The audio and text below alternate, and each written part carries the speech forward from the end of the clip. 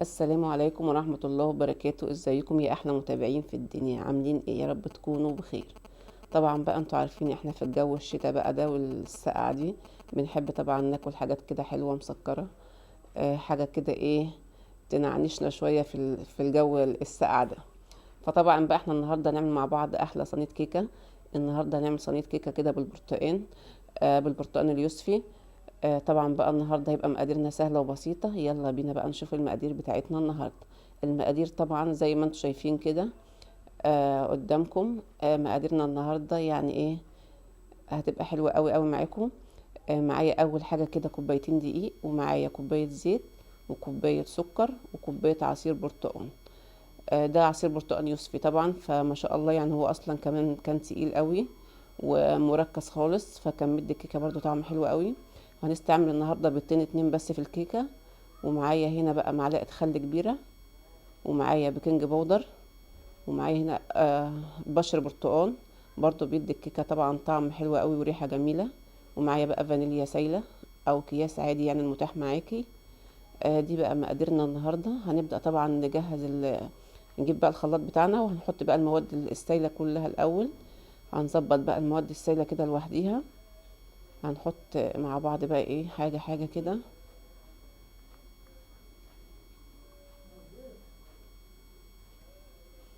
معايا بقى الخلاط بتاعي، وهبدا بقى ان انا احط المقادير بتاعتي السايله الاول. معايا بقى البيض طبعا كانوا بيضتين بس ما شاء الله يعني الكيكايه دي رزقها كتير. لان فيهم بيضه طلعت بصفارين. فالحمد لله يعني ما شاء الله رزق الكيكايه ده حلو يعني. فاحنا نبدا بقى ان احنا نحط المقادير السايله مع بعض. هبدا بقى بالبيض الاول،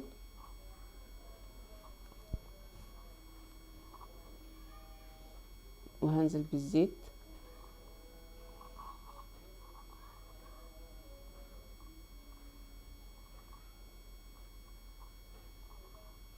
معايا بقى عصير البرتقال.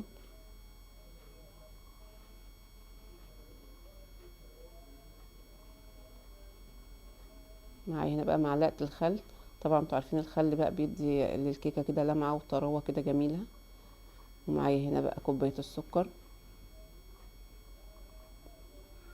وهنزل بقى ايه بنقطتين فانيليا كده سايلين. طبعا بقى هاخد الخليط ده كله وهضربه في الخلاط ضربة كويسة كده، ونرجع مع بعض نكمل.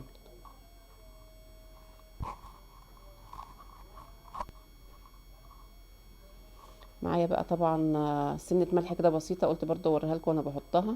بتظبط معايا الدنيا برضو ايه في الكيكات بقى والمعجنات، لازم ذرة الملح دي اساسي يعني.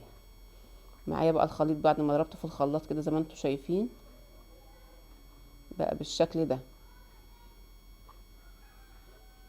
هبدأ بقى اجهز بولة كده، اجيب بولة الاول. طبعا الدقيق بتاعي انا نخلاه. اهم حاجة ندخل الدقيق كويس، ده يعني عامل اساسي يعني في موضوع ان انت تعملي كيكة او معجنات او اي حاجة، ان احنا ندخل الدقيق كويس جدا، ده خطوة مهمة جدا. هبدأ بقى انزل بكوبايتين الدقيق بتوعي.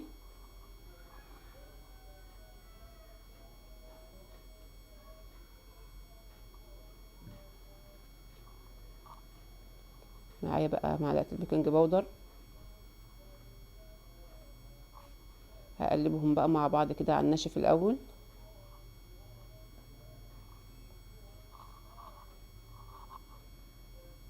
معايا بقى الدقيق جاهز كده، بقى هنزل بقى بالخليط بتاعي كله.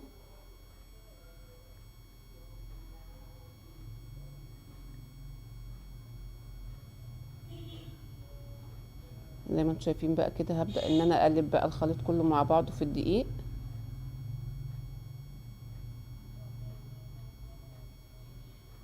طبعا احنا هنقلب بقى كله كده في اتجاه واحد.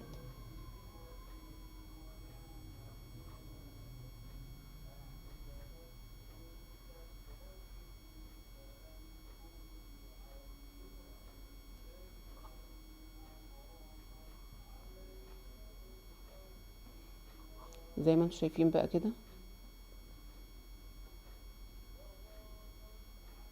طبعا القوام بتاعها بقى بالشكل ده. هنزل بقى بالبشر البرتقال عليها. وهقلب بقى مع بعضه كده. طبعا البشر بتاع البرتقال طبعا بيديها ريحة كده ونكهة كده جميلة بصراحة يعني. هقلب بقى كله مع بعضه كده تقليبة كويسة.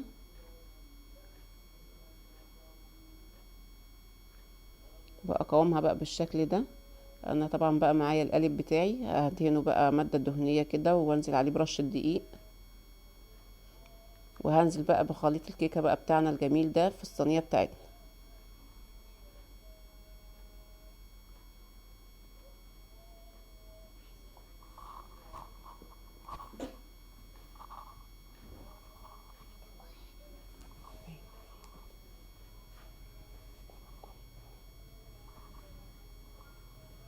نزلت بقى بالخليط بتاعنا كده.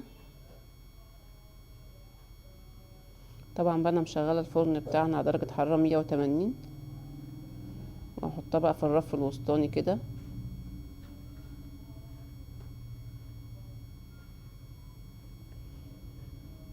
طبعا انتوا عارفين بقى ان الكيكات دي من الحاجات الجميله اللي كلنا بنحبها وولادنا بيحبوها، يعني سواء بقى هما بيذاكروا. انتوا عارفين بقى طبعا اللي من دول كده امتحانات، ولازم نعمل لهم برضو حاجه حلوه كده تشجعهم على المذاكره. وربنا ينجحهم يا رب، ويوفقهم كلهم، ويبارك فيهم ويحفظهم يا رب العالمين. طبعا بقى انا خلصت كده القالب بتاعي، هو حطيت فيه خليط الكيكه كلها ودخلتها الفرن، وخرجت ما شاء الله بالشكل بقى ده. طبعا ما شاء الله يعني مش عايزه اقول لكم ان هي هشه قد ايه وجميله، ومش محتاجه كلام يعني. زي ما انتم شايفين بقى كده، البرتقال طبعا مديها طعم كده وريحه وحلاوه يعني اخر حاجه. ما شاء الله بقى خفيفه وهشه بالشكل اللي انتم شايفينه ده. اهم حاجه بقى لو وصلتوا معايا للفيديو في الوقت ده يعني كده، متنسوش بقى لايك وشير وسبسكرايب للقناه. من غير ما اقول طبعا يعني لازم تشجعونا كده، وكومنت حلو منكم كده يشجعنا. وبكده بقى نكون خلصنا صينية الكيكة بتاعتنا، الصينية الجميلة الحلوة اللي معمولة بالبرتقال اليوسفي، او ممكن تعملها بالبرتقال البلدي برضو كويسة جدا. وفي نفس الوقت بقى حاجة مفيدة وحاجة مغذية وحاجة انت عاملاها بايدك في بيتك، حاجة كده نظيفة عارفة مصدرها، وهتغذي برضو اولادنا وتفتح نفسهم كده مع كوباية شاي بلبن، مع كوباية شاي، حاجة كده جميلة. وبالهنا والشفا ليهم وليكم ولينا كده يا رب. واشوفكم بقى على خير ومع السلامة، واشوفكم في فيديوهات كتير جدا. مع الف سلامة.